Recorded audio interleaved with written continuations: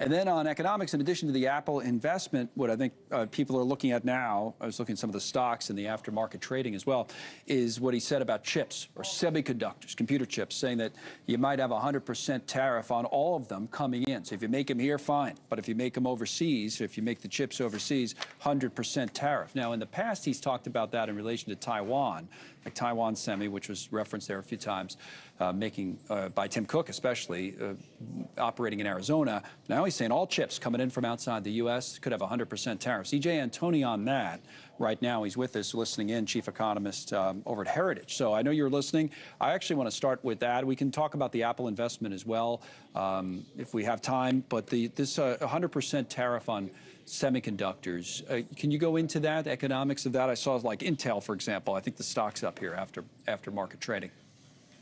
Well, Connell, I think what we're seeing is kind of this carrot and stick approach once again with the president, where sure, you have obviously the stick is the tariffs, right? But then you have this carrot, which is a combination of things. On the one hand, you have the tax relief, you have deregulation, so you have a more business-friendly environment here at home. But the other important component, which we're now seeing, whether it's Apple, whether it's NVIDIA, et cetera, are these different carve-outs, essentially, where businesses are promising to invest here in the United States, and so they're being granted exemptions for the tariffs. In other words, as long as you are putting yourself on a path to producing here, to reshoring manufacturing, to reshoring critical components, critical infrastructure, then if that's the case, in other words, as long as you're moving in the right direction, let's put it that way, then the tariffs, we don't want those tariffs to actually penalize those companies. I think that's probably the best way to look at what we're seeing right now from the president.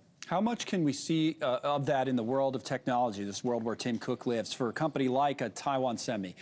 Cook referred to that company, and that's what he was saying when he was saying they're doing business in Arizona now.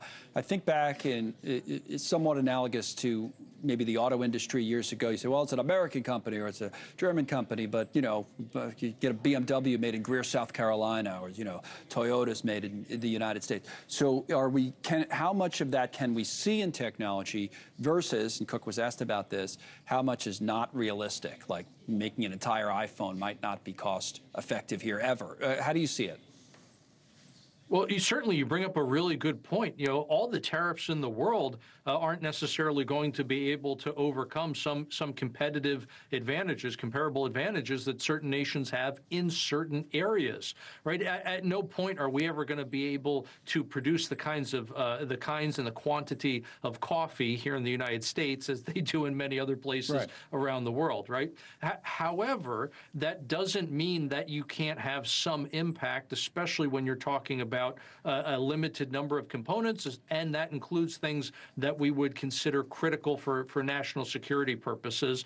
And I think it's fair to say that things like semiconductors fall under that umbrella. But you bring up a really interesting point, Connell, with the idea of a foreign company versus a domestic company. And sure enough, what we have already seen, and I think what we'll continue to see now because of what this president is doing, is more and more foreign companies producing things here in the United States. I just bought a new vehicle. It's a foreign make, but it was actually made here in the United States. In fact, it's more American made, I have found out, than some quote unquote American cars. So, but the challenge, I guess, for technology companies is cost, right? They're going to pay American salaries. But on our end is the challenge somewhat related to talent, and if we have enough engineers and so on and so forth to fill the need. I mean, Cook has talked about this before. I don't know how you see it, but they said, well, why do you make the phones in China? It's just because it's cheaper. And I think he does acknowledge that that's part of it. But he said something like, they have so many, the scale in China and the years of training in China. It's not only that it's cheap labor, it's that it's effective, efficient labor done by really skilled engineers, and they have a lot of them. So are we going to have a challenge in filling? I think somebody asked the president this question, filling some of these jobs if they come back here. Well, I think this is, again, part of why you are seeing carve-outs for certain industries, because you can't just flip a switch.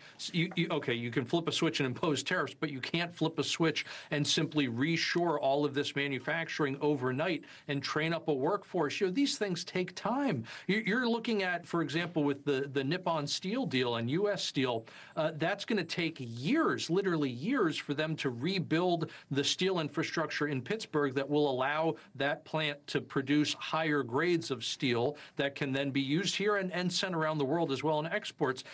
There's a ramp-up period, right? It's going to take time to make all of this happen. So as long as companies, again, they're moving in the right direction, they're negotiating or acting in good faith, I think you're going to continue to see more and more of these exemptions, of these carve-outs put into place because of that.